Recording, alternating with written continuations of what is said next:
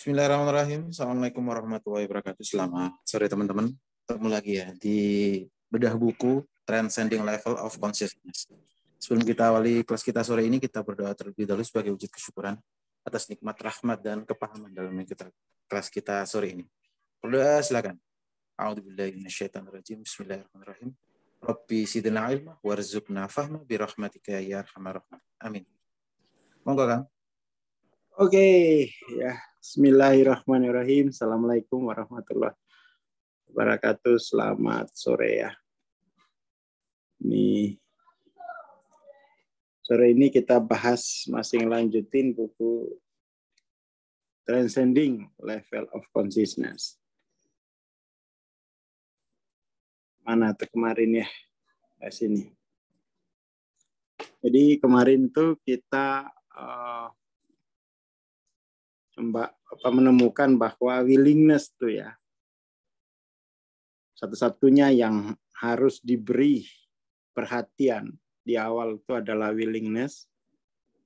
Jadi willingness itu apa ya?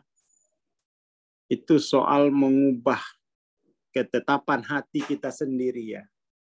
Merencanakan untuk mengubah arah. Seperti itu.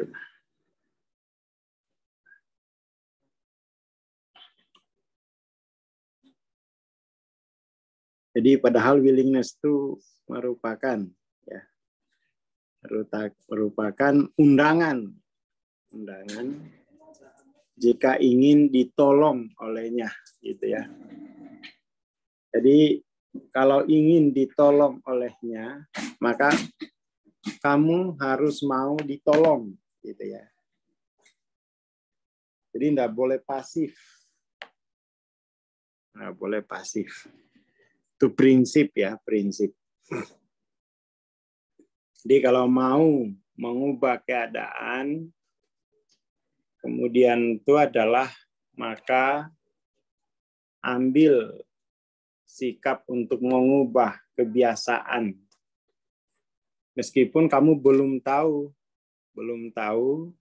secara keseluruhan, belum dilatih untuk menerapkan cara berpikir baru, tapi kamu mulai merencanakan untuk perubahan. Ya. Nanti dalam perjalanannya itu akan lebih banyak ditolong karena sudah menyiapkan diri, sudah setuju untuk ditolong. Itu poinnya. Sekarang kita masuk ke prakata. Prakata ini ngomongin soal anatomi buku. Ya. Jadi Hawking itu memang terkenal sebagai peneliti kesadaran. Dalam hal ini kesadaran spiritual. Maksudnya kesadaran spiritual itu adalah sifat kesadaran terhadap kehadirannya. Ya. Jangan sampai kita masih kayak dulu. Ayo kopdar. Kopdar apa Bang Asfar? Kopdar kesadaran ngapain? Kopdar kesadaran. Emangnya saya pingsan. Dulu responnya begitu orang-orangnya. Emangnya saya pingsan. Saya kan udah sadar ngapain lagi. Saya udah tahu mana jalan ke Surabaya, mana jalan ke Jakarta, saya udah tahu. Ngapain lagi kopdar-kopdar. Ternyata orang itu ya belum ngeh kalau level kesadaran yang dibahas Hawking itu adalah level kesadaran terhadap kehadirannya, ya. Biar nggak terjadi lagi tragedi tersesat dalam terjemahan, ya, lost in translation. Oke, ya. Karya pertamanya itu diterbitkan dalam bentuk disertasi. Tapi dengar-dengar kampus yang meluluskan Hawking itu sudah ditutup. Sudah ditutup. Jadi ini kampusnya di Spanyol kalau nggak salah. Spanyol. Negeri Matador. Kemudian skripsinya, disertasinya itu dijadikan buku Power Force ya. Dan buku-buku yang lainnya. Kemudian buku seri keduanya itu Truth versus Falsehood ya. menyelidiki penyebaran dan evolusi level kesadaran dalam kehidupan publik dan masyarakat di samping pada diri individu.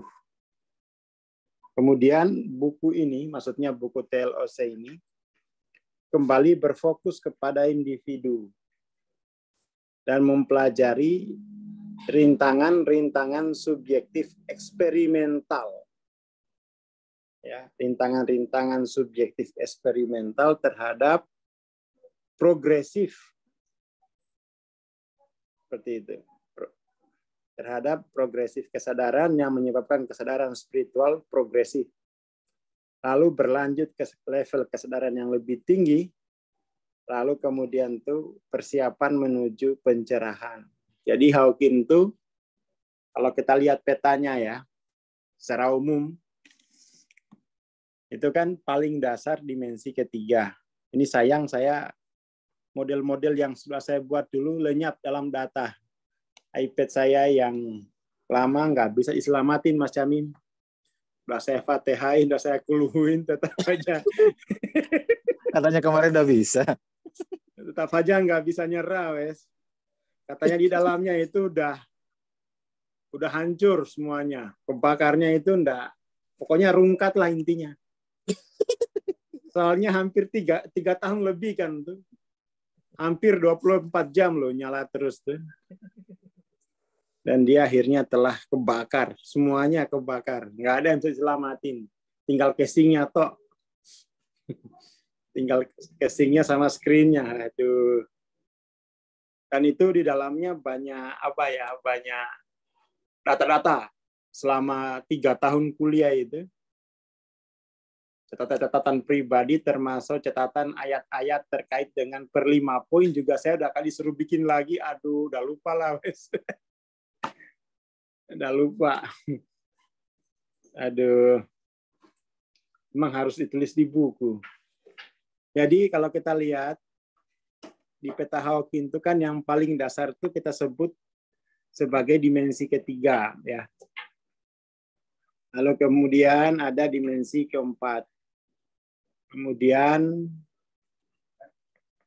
ini adalah dimensi 34 ini dualitas itu masih kuat sekali, belum ditransformasi. Jadi dualitas itu ya di sini. Alam dualitas ya. Alam dualitas. Kemudian ada alam non-dualitas tuh, alam dimensi ke-7 ke-8 tuh ya. Karena di alam non-dualitas itulah kemudian yang awalnya itu kita lihat dimensi ketiga, ternyata itu menjadi dimensi kelima. Dimensi ke-6 menjadi dimensi keempat menjadi dimensi ke-6 ya. Tetapi dualitas dan non-dualitas itu memang alam ya.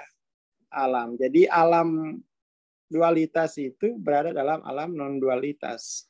Nah, seperti itu kira-kira. Nah, hambatan-hambatan apa saja? Jadi proses menuju pencerahan itu kan kalau dari Hawking ya. Ini harus 3 digeser ke 5 dulu. 4 digeser ke 6 dulu, baru kemudian tuh akarnya dicabut dari non-dualitas ke dari dualitas ke non-dualitas. Itu tahapan-tahapan ya. Tahapan-tahapan untuk sampai pada pencerahan. Jadi 3 digeser ke 5, 4 digeser ke dimensi ke-6, kemudian tuh dualitas digeser ke non-dualitas. Seberat itu ya, seberat itu. Hanya saja dulu memang ya, di zaman saya dulu itu ya Simbah tidak 3 geser ke 5, 4 geser ke 6 enggak, langsung cabut akarnya, tapi memang lama. Jadi akar dualitas itu enggak bisa dicabut sekali memang. Dia memang itu melalui perubahan-perubahan pandangan dunia dan pandangan semesta gitu ya. Setelah sekian puluh tahun tuh baru, oh iya ya, setelah fase pertama pencerahan baru terlihat, oh ya semuanya wholeness, semuanya oneness. Tapi itu setelah 9 tahun pertama. Setelah 9 tahun pertama baru ngeh. Waduh. Setelah 9 tahun pertama itu barunya, oh iya. Sehingga kemudian tuh saya bisa paham peta Hawking tuh. Bahkan tuh kalau mau pakai linear tuh 3 ke 4 dulu. Pindahin ke 4. Tapi aslinya itu 3 ke 5, 4 ke 6. Kalau mau lebih cepat ya, kalau mau lebih cepat. Non-linear kan? Non-linear. Dan itu teman-teman tuh sudah mastering tuh kalau bisa ngajar. Kalau belum ngajar tuh saya anggap belum mastering. Saya anggap belum mastering karena ini harus bisa ke diri sendiri maupun ke seluruh yang lainnya. Seperti itu. Jadi untuk kepencerahan itu seperti itu. Materi diambil dari berbagai sumber. Jadi ini materi dalam buku ini, termasuk 50 tahun praktek psikiatri. Psikoanalisis, 25 tahun penelitian terhadap sifat kesadaran dan berbagai pengalaman spiritual subjektif transformatif yang telah dijelaskan di lain tempat. Kemudian, sebagaimana buku-buku sebelumnya, level terkalibrasi dari pernyataan-pernyataan utama dicantumkan di buku ini.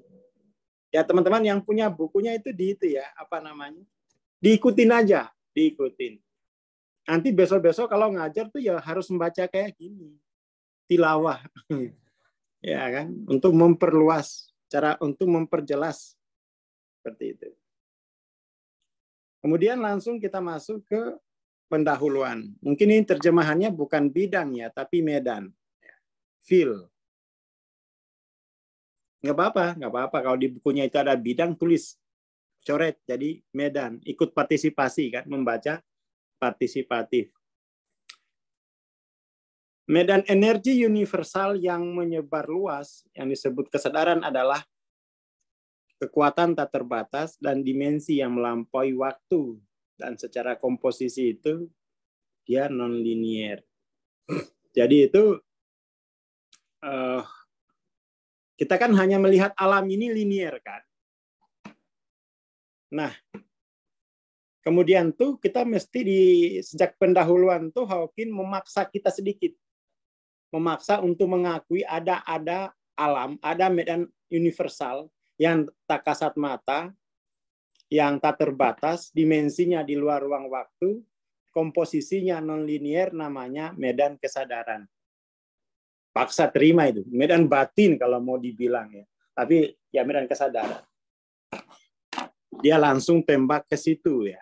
Jadi di pembukaan pertamanya ini itu langsung mendorong kita untuk mengakui ada realitas tak tampak yang di luar ruang waktu, komposisinya non-linear, kekuatan yang tak terbatas, itu namanya consciousness field. Consciousness field. Kemudian kesadaran inilah merupakan cahaya dunia. Maksudnya itu dari medan kesadaran itulah kemudian itu merupakan sumber energi, ya, sumber energi dari makhluk-makhluk di alam tampak, ya kan? Sebut sebagai cahaya dunia ya. Jadi cahaya itu kan bahasa itu ya, bahasa budaya. Kalau fisika itu sumber energinya. Jadi dari medan kesadaran inilah kemudian itu masuk dalam ruang waktu, itu menjadi energi yang memiliki arah. Ya kan? Seperti itu. Jadi energi itu bisa dihasilkan oleh kesadaran, oleh makna. Ya kan? Oleh makna. Jadi dia cahaya dunia karena muncul dari yang tak berwujud menjadi berwujud. Dari potensi non-linear ke ekspresi linearnya sebagai ekspresi penciptaan. Jadi proses kreasi batinnya itu terungkap tercetak, terdokumentasi ke ranah linier. Ya. Jadi ekspresi batin itu terungkap ke ranah linier. Istilahnya Bang Denny, bim salah bim jadi apa? Prok prok prok jadi saldo. Jadi penyakit macam-macam. Macam-macam. Seperti itu. Jadi dari pandangan ini kemudian tuh kita melihat bahwa ada aliran dari alam tampak ke alam dari alam tak tampak ke alam tampak. Sebuah aliran. Apa ya, kalau di Quran tuh, kalau baca-baca buku sejarah,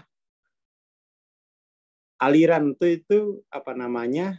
Yusri. Nama Yusra itu aliran artinya. Sebuah aliran. Nama Usri Yusra. Jadi itu kemudian tuh apa ya? Ini saya baca sejarah ya, buku Tarik. Jadi kenapa kemudian tuh apa namanya? Ada salah satu penulis melihat bahwa Nabi itu di Mekah itu pendekatannya ingin mendorong batu. Artinya kemandekan di masyarakat itu ingin didobrak. Nggak berhasil. Nah, di Madinah itu pakai aliran.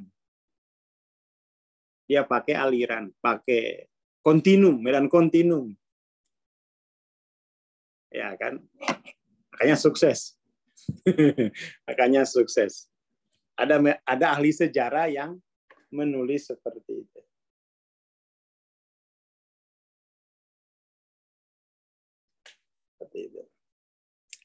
Jadi aliran kasat mata ini harus diilmui.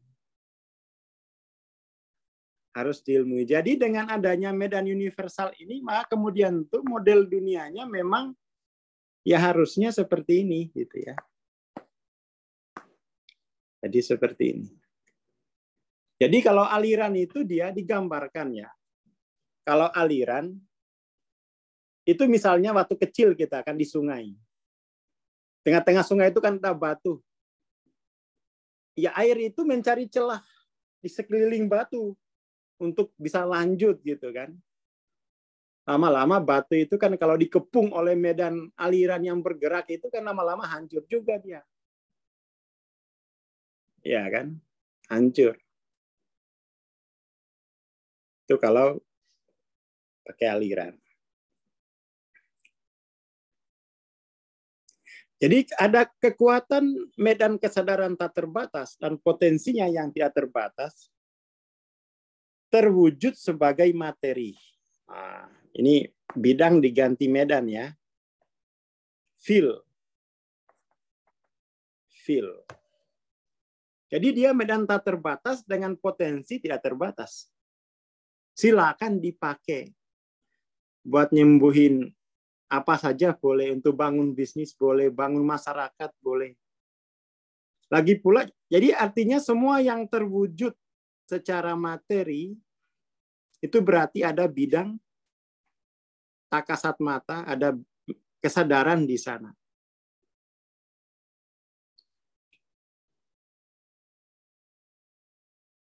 Seperti itu. Jadi kemudian antara gerak medan kesadaran dengan materi menghasilkan kualitas unik dan energi kehidupan itu sendiri.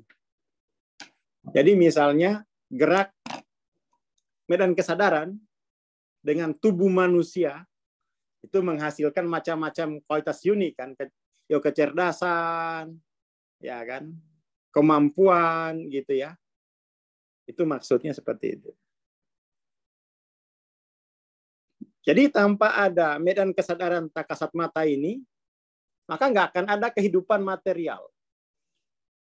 Gerak medan kesadaran ini pada jambu biji itu menghasilkan ekspresi kehidupan. Sampai sini clear ya?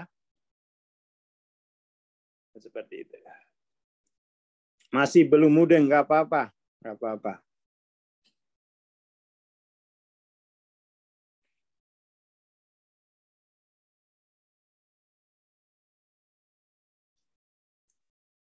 Ya semua makhluk itu mengakses kesadaran itu. Jadi semua makhluk itu dialiri. Jadi dia dirembesi oleh medan kesadaran ini. Lalu medan kesadaran inilah yang kemudian itu diorganisir oleh level kesadaran masing-masing. Kan gitu. Jadi seluruh makhluk itu dialiri oleh medan kesadaran ini. Lalu level kesadaran masing-masinglah yang mengubah medan ini menjadi, katakan itu rasa bersalah, menjadi shame, menjadi fear. Itu adalah kerja level kesadaranmu terhadap medan tak terbatas ini. Nah, seperti itu.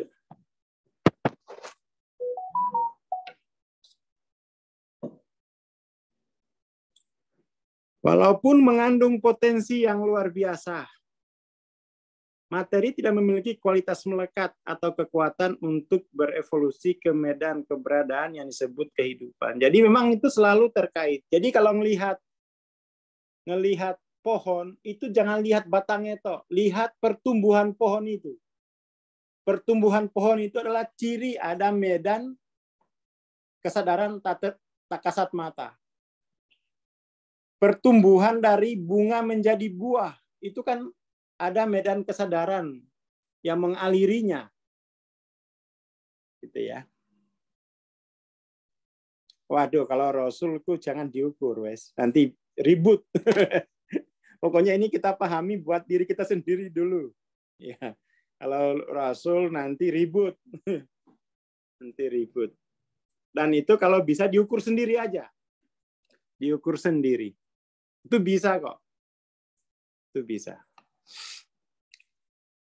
Ini untuk sementara ini kita baca saja dulu, punyanya Hawking.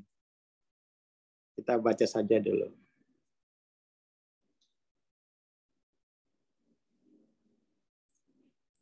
Seperti itu.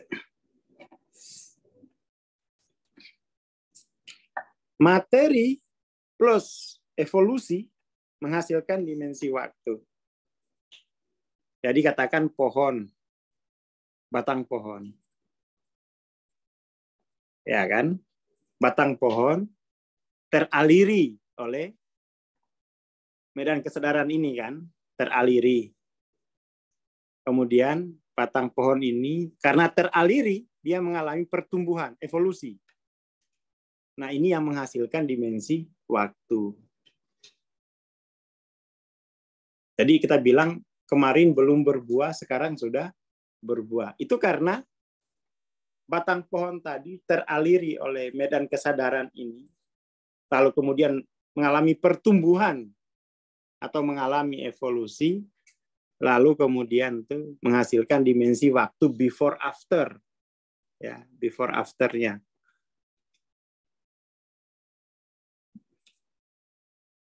Seperti itu. Jadi materi plus evolusi menghasilkan dimensi waktu. Materi plus waktu dinyatakan sebagai ruang. Materi plus waktu dinyatakan sebagai ruang. Setelah itu kemudian keberadaan waktu, ruang, dan materi dapat dilihat oleh kecerdasan. Jadi ruang itu bentuk lah ya. Ruang itu bentuk abstrak. Yaitu kan setelah ada waktu.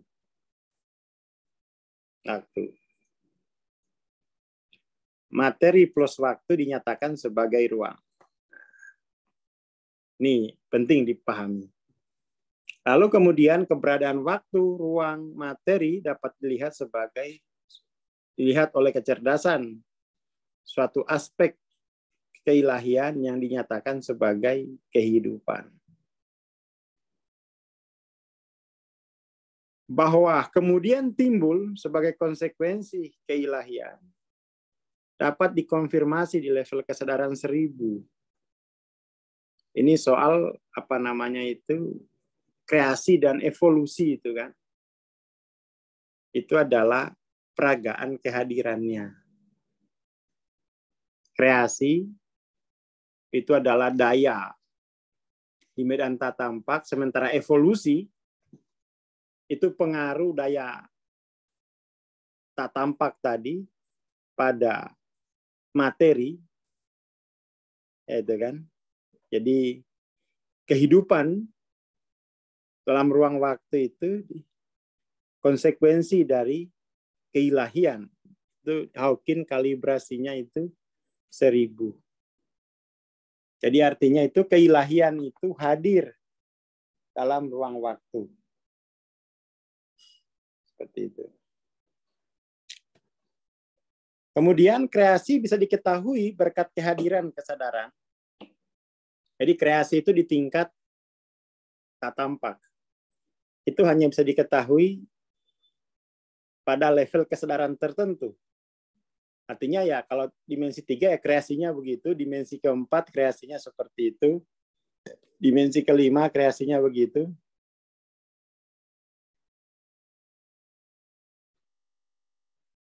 Ya kan, jadi penciptaan bisa diketahui hanya berkat kehadiran kesadaran, yaitu matriks dari keberadaan itu sendiri. Jadi kesadaran adalah realitas a priori. A priori itu apa ya? Dia semacam sebelum fakta. Ya. Sebelum fakta itu yang tidak dapat dikurangi. Jadi kesadaran itu adalah realitas sebelum fakta yang nggak bisa kamu hilangkan.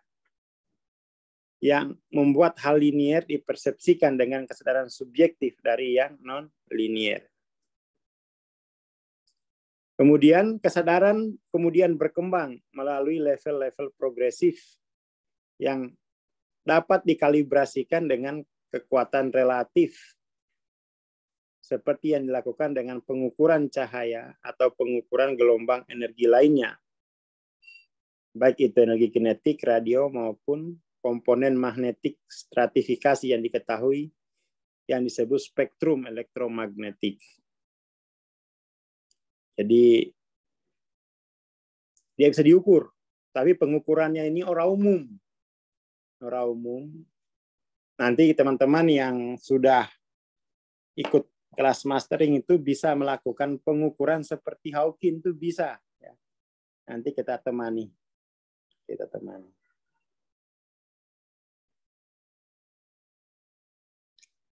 Pada tahun 1970-an, sebuah sains klinis muncul dari penggunaan energi kehidupan, life energy, dan interaksinya dengan medan kesadaran tak terbatas itu sendiri. Ini menghasilkan level dari peta kesadaran yang telah dikalibrasi, yang kemudian dikenal di seluruh dunia sebagai konsekuensi presentasinya ya. Jadi dalam serangkaian buku, dalam berbagai bahasa dan sejumlah ceramah di Amerika Serikat, Kanada, Asia dan Eropa. Jadi ini Hawking ngomongin soal temuannya ya. Level-level yang telah ditentukan diberi peringkat sesuai dengan level kekuatan terkalibrasi numerik menurut skala logaritma. Jadi harus diketahui dulu arah dan bentuk dari medan kesadaran itu. Mulai dari 1 sampai 1000. Jadi dia kalibrasinya itu harus ditetapkan sendiri. Harus ditentukan dari 1 sampai 1000. Apakah medan kesadaran hanya situ? Enggak, banyak. Sampai minus tuh bisa. Tapi yang diukur Hawking itu mulai 1 sampai 1000. Jadi 1 itu adalah level kesadaran subjektif yang dialami oleh bakteri. Sementara 1000 itu adalah level kesadaran subjektif yang dialami oleh seorang avatar. Avatar. Yang merupakan medan energi tertinggi di ranah manusia dan di sepanjang sejarah yang hanya dapat dicapai oleh sedikit orang yang tradisional disebut avatar agung. Ya. Seperti itu. Jadi menurut Hawking loh ini, menurut pengukurannya Hawking. Apakah misalnya wali-wali itu di sini ya belum tentu. Karena Hawking kan kita misalnya apalagi kita di timur sini kan, kita banyak itu mendengar cerita-cerita wali yang multidimensi begitu ya. Tapi itu saya kira di luar pengukurannya Hawking. Pokoknya Hawking ditetapkan sampai 1000 toh. Jadi berapapun itu ya semuanya 1000. Ya kan, berapapun itu semuanya 1000. Ya, nggak masalah sih. Itu kan namanya pengukuran ya, pengukuran. Nanti ya kalau mau dimajukan ya silakan ukur lagi, silakan ukur lagi. Jadi level 1000 ini adalah level kehadirannya yang ultimate menurut Hawking.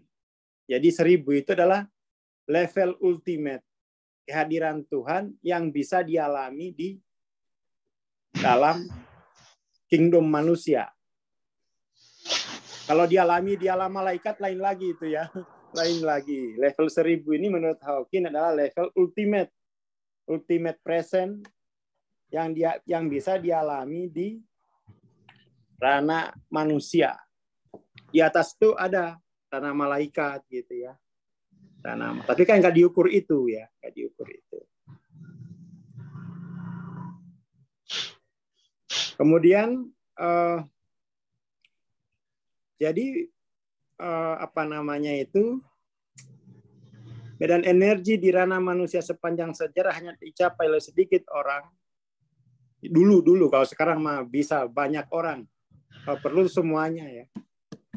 Yang secara tradisional disebut avatar agung dan yang dicerahkan oleh kehadiran ilahi, kemudian tuh kehadiran ilahi yang terus-menerus akhirnya itu menggantikan identifikasi diri dengan tubuh dan pikiran yang bersifat linier.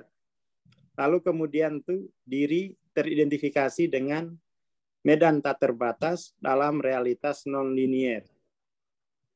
Kurang lebih begitu. Dan itu adalah ya sifatnya evolutif seperti ini. Oke. Kemudian diri, ini ya. Jadi diri itu ada dalam kajiannya Hawking tuh diri itu ada 2 jenis. Diri dengan D kecil ini berarti diri yang masih mengidentifikasi tubuh dan pikiran sebagai sumber source of self-nya. Ada diri yang D besar, itu berarti diri identifikasi dengan kehadirannya di medan non-linier, medan tak tampak. Oke. Jadi di Hawking itu ada istilah-istilah ini. Istilah itu. Diri merupakan pertanda kehadiran ilahi yang tetap ada, terkadang disebut sebagai akal pikiran universal dalam literatur klasik. Dengan transendensi atau melalui proses transendensi, kalau di istilah kita itu proses minadulumati ila nur, ya, diri dengan D kecil atau self dengan S kecil, S besar itu ditransformasi, dievolusikan. Kemudian transformasi diri dengan S kecil ke diri dengan S besar ini secara tradisional disebut sebagai kualitas pencerahan. Itu pencerahan. Ini pencerahan spiritual karena ada juga pencerahan apa namanya itu intelektual kan. Siapa itu ya? Ada nulis pencerahan intelektual tuh. Orang Jerman siapa tuh? Manuel Kant ya. Manuel Kant tuh ngomongin pencerahan, tapi itu pencerahan nalar. Pencerahan nalar. Kalau ini ngomongin pencerahan spiritual. Itu dua hal yang berbeda. Antara Immanuel Kant dengan Hawking. Dulu waktu ngisi kuliah di IAIN Pekalongan, sekarang itu jadi UIN, Abdul Rahman Wahid. Loh, kami kok nggak kenal pencerahan spiritual di akademik, kami hanya kenalnya itu pencerahan intelektual. Immanuel Kant, oh beda ini. Saya bilang, pokoknya ikut aja, pokoknya pena. Udah ikut aja itu, udah enak. Terus bedanya apa? Kalau intelektual kan soal penalaran tuh ya. Kalau ini itu soal pengalaman, level kesadaran terhadap kehadirannya. Saya gituin aja biar selesai perkara. Biar bingung dia kan. Oh ada ya Bang ya? Ada ini udah. Makanya saya diundang untuk ini kan. Saya gituin aja gitu. Munculnya ilmu klinis kebenaran. Jadi sekarang itu kebenaran itu bersifat klinis. Kebenaran klinis. Kebenaran LOC, itu kebenaran klinis. Makanya ya kebenaran karena itu hasil pengukuran kan. Dijabarkan di dalam karya-karya sebelumnya. Salah satu pernyataan penting tentang medan kesadaran tak terbatas adalah bahwa ia melambangkan absolut yang menjadi tolak ukur kalibrasi level-level lain sehingga menjadi derajat relatif terhadapnya. Maksudnya itu ya, yang absolut 1000, katakan begitu, ditetapkan 1000. Maka kemudian itu katakan dapat LOC 200, itu 200 dari 1000. Jadi 200 ini adalah posisi relatif terhadap 1000. Ini kan mirip dengan orang bertarekat. Mursidnya itu kan posisi absolut. Sementara level muridnya itu level relatif. Jadi relatifin terus. Jadi kalau dalam dunia tarekat itu kan murid itu kan pokoknya dia menuju posisi absolut, konstanta absolutnya. Nggak boleh ngeyel. Nggak boleh ngeyel. Kalau ngeyel itu berarti yang absolut adalah kesadarannya mursidnya jadi relatif. Pantas nggak tercerah ini. Sikapnya itu merelatifkan mursid, mengabsolutkan level kesadarannya. Nah, itu bahaya itu begitu itu. Maksudnya bahaya itu tidak terjadi proses evolusi, tidak akan terjadi proses percepatan. Mubeng-mubeng aja gitu ya, mubeng-mubeng. Jadi LOC-mu berapa saja itu relatif terhadap ya konstanta absolutnya, katakan dimensi 9. Ya, kamu 400 terhadap itu. Kalau misalnya diukur oleh dimensi 10, kamu mungkin nggak 400. Kamu mungkin hanya tinggal 200.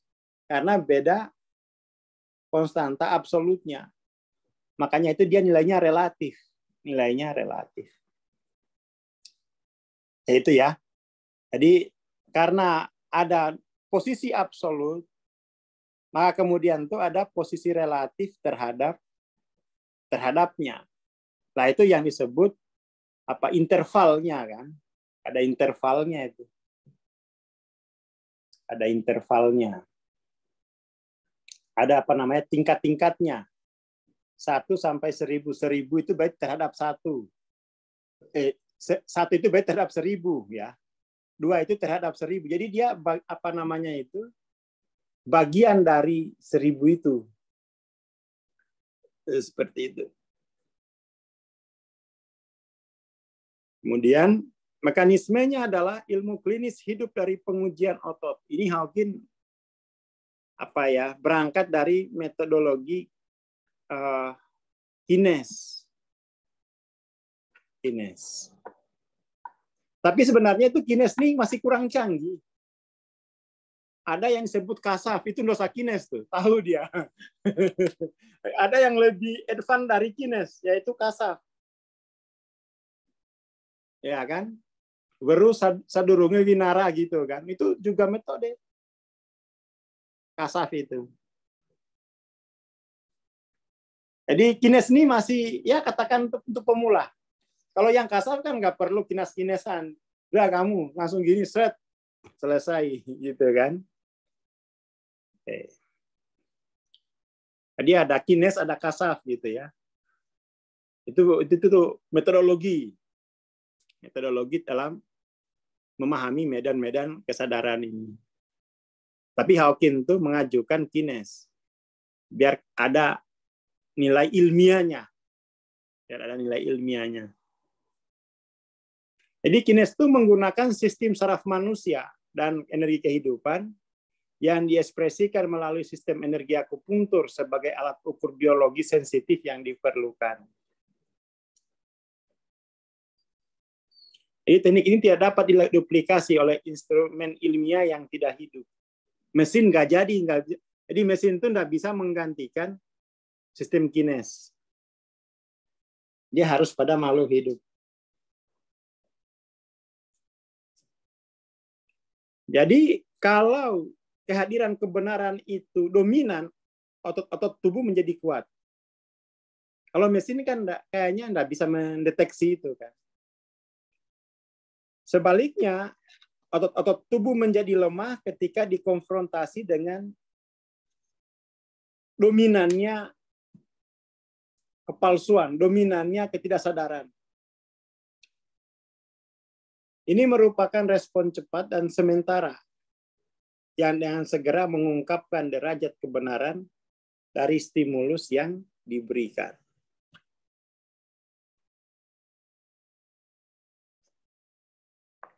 Jadi untuk mengetahui medan kesadaran itu dia nggak bisa kita kirim alat kan. Nggak bisa kita kirim alat ke sana, ke medan tak tampak itu. Tapi itu bisa di kines atau bisa dilihat dengan kasaf lah. Mas Camin bisa itu kasaf. Medan kesadaran yang kekal dan kuat serta senantiasa hadir dapat dibandingkan sebagai bidang elektrostatis yang tidak bergerak kecuali ditantang oleh muatan listrik yang mengaktifkan bidang elektrostatis yang merespon dengan muatan yang berlawanan dengan derajat yang sama persis. Jadi kayak semalam itu yang kita praktekkan di TFA, Tapping for Healing ya teman-teman ya, sama Bang Denny itu kan membangunkan medan tak terbatas yang dipancing-pancing oleh medan yang terbatas kan. Dipancing-pancing biar kemudian itu memberikan respon sebesar itu. Itu Bang Denny. Ada Bang Denny nggak nih? Jadi dia harus dipancing-pancing tuh. Harus dipancing-pancing. Oh, hadir terus ya. Semangat sudah ini. Kayaknya stok warung udah habis lagi ini. Kayaknya stok warung udah habis lagi nih, harus segera kulaan.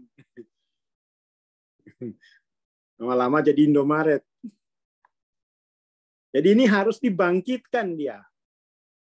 Harus dibangkitkan. Ya, teman-teman yang mau lihat kayak apa membangkitkan medan kasat mata ini, itu ada prakteknya ya, Tapping for Healing.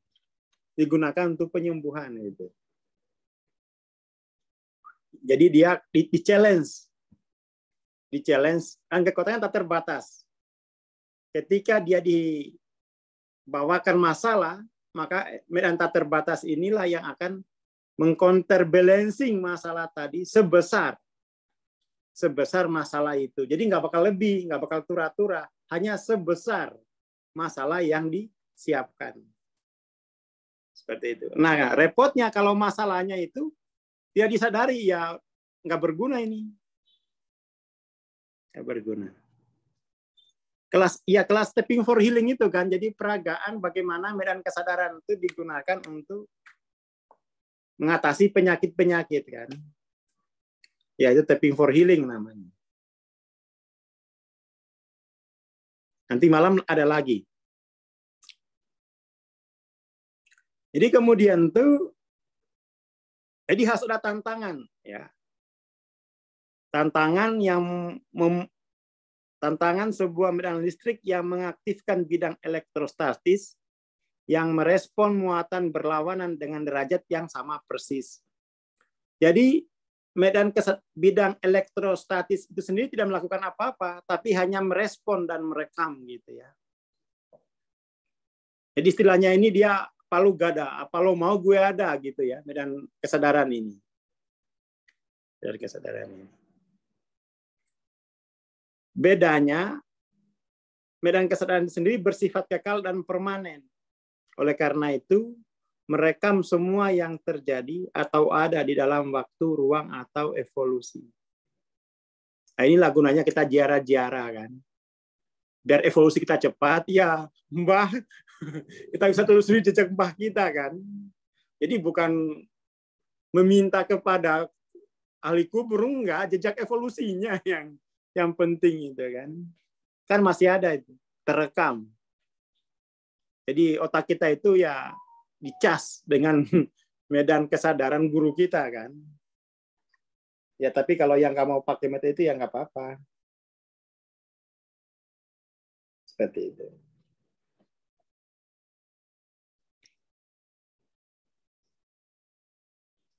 Jadi dia medan itu hadir melampaui ruang waktu atau dimensi lain yang diketahui dan mencakup semua dimensi tanpa diubah oleh dimensi tersebut.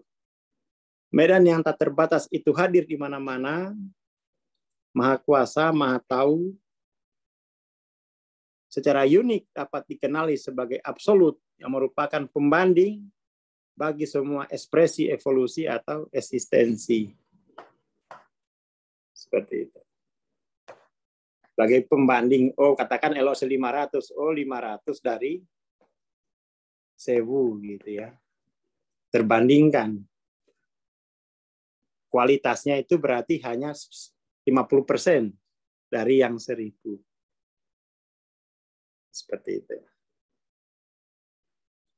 Kemudian semua yang di alam semesta termasuk pikiran itu direkam selamanya di dalam medan kesadaran yang kekal dan juga ada di mana-mana. Semua yang pernah terjadi, ya kan, baik secara fisik maupun secara pikiran juga tersedia karena medan itu melampaui waktu dan ruang. Enak nih kan. Jadi LOC kita kalau tahu Rabbit itu langsung ditransformasi oleh apa namanya itu ya mursidnya itu kan. Jadi kita berguru itu biar percepatan evolusi level kesadaran. Nggak 200 terus 5 generasi kan. Capek BPJS deh. Ya. Tapi asalkan benar ininya, asalkan benar metodologi merabitnya itu cepat evolusi itu. Cepat. Kalau metodenya salah ya nggak berubah. Loh ini kok bahas-bahas burung ini, bulan puasa ini Mas Imam. Yang burungnya susah bangun bisa dicoba burung apa Mas Imam ini. Waduh, ini bisa rame lagi nih chatroom nih. Waduh Mas Imam ini bisa Mas Imam mulai ini ya. Ini Pak Suhadi bisa langsung komen banyak ini. Kalau bahas-bahas yang ini isu hot.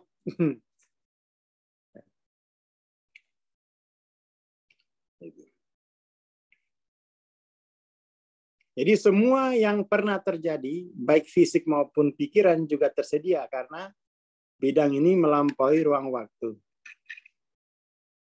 Nah, itu biasanya diturunkan kan medannya ini itu. Kalau kita berguru itu kan, kalau menjadi murid kinasi itu diturunin lah medanku ini ya, terus gowaan pakaian gitu. Kita nggak usah capek-capek, langsung jik gitu, langsung ngerti karena memang medannya ada. Bukan kesurupan jin, jin mulu. Itu yang pesimis dengan medan ini tuh kemudian tak apa-apa ya jin lagi. Ya kan, malu halus lagi, padahal itu adalah medan kesadaran. Jadi dalam medan kesadaran itu tidak ada istilah di sini di sana, tidak ada sekarang nanti. Totalitasnya juga ada secara permanen di mana-mana. Lengkap, total, sempurna. Ya, seperti itu. Dan itu kamu alami sesuai dengan level kesadaran sendiri-sendiri. Maka kemudian itu peta kesadaran merupakan panduan yang sangat praktis dan pragmatis untuk memahami level-level kesadaran evolusioner yang harus ditransendensikan dalam mengejar, harus dikejar kemajuan spiritual, pencerahan atau peningkatan diri.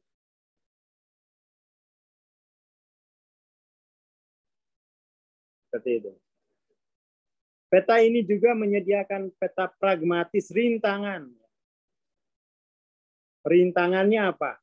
Untuk diatasi agar terjadi pencapaian level kesadaran yang lebih tinggi. Dan ingat, kalibrasi tidak membuktikan kebenaran, ya, tetapi hanya menegaskan, memberikan pembenaran. Jadi kalibrasi tidak membuktikan, dia hanya konfirmasi atas kebenaran. Mempersaksikan kebenaran itu. Nah, gitu ya. Mempersaksikan, bukan membuktikan. Maka Hawking ini sejak dari awal ini dia tidak mau berurusan dengan pertanyaan pembuktian. Ya kalau mau ya istilahnya, kalau mau tahu ya kamu konfirmasi sendiri. Nggak usah minta dibuktikan. Karena memang medan kesadaran itu bukan perkara yang masuk wilayah pembuktian. Dia hanya bisa dikonfirmasi.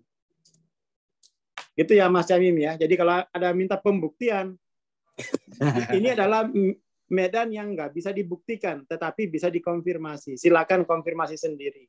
Kalau belum bisa gimana? Ya wes, progresif. Itu. Oke, itu dulu ya sore ini. Itu dulu. Jadi memang itu kesadaran ini bukan bidang kasat mata yang bisa dibuktikan gitu. Makanya bisa diukur, tapi bisa diukur. Seperti itu. Dan ini teman-teman itu membutuhkan perluasan paradigma untuk memahaminya. Paradigma yang kira-kira cocok ya kuantum. Kalau paradigma material, belas nggak bakal cocok. Nggak bakal cocok untuk memahami medan ini. Karena dia tidak bisa dibuktikan, maka itu kurang menarik untuk dipelajari orang-orang yang apa namanya itu ya level-level akademik itu nggak menarik. Yang mempelajari kayak begini ini itu orang-orang yang sudah level kesadarannya paradigma klinis. Klinis itu kan gini prinsipnya, nggak apa-apa nggak bisa dibuktikan, tapi ada gunanya, ada khasiatnya. Itu paradigma klinis. Tapi kalau paradigma akademik, selama nggak bisa dibuktikan, nggak bisa diterima itu. Tapi ada gunanya, enggak, tetap saya nggak bisa diterima. Harus buktikan kalau mau diterima secara akademis. Ya sudah apa-apa. Yang penting kan sebenarnya akademis itu kan dunia di atas kertas itu. Dunia matematis. Seperti itu. Tapi kalau dengan kehidupan nyata, itu nggak bisa disikapi akademis toh. Harus klinis. Harus klinis. Oke, itu dulu. Terima kasih. Assalamualaikum warahmatullahi wabarakatuh. Waalaikumsalam warahmatullahi Lanjut wabarakatuh. besok lagi ya. Terima kasih Bang Aswar, terima kasih teman-teman. Bagi teman-teman yang berminat memiliki buku Transcending Level of Consciousness, bisa japri ya. Ataupun yang ingin mengikuti kelas Tapping for Healing. Insya Allah seminggu kita ada 4 kelas, 4 hari ya. Rabu, Kamis, Jumat, Sabtu. Jadi teman-teman yang pengen mengikuti silakan japri. Terima kasih, kita bertemu besok sore insya Allah. Selamat menunaikan ibadah puasa dan selamat menunggu adzan maghrib. Terima kasih. Assalamualaikum warahmatullahi wabarakatuh. Selamat sore.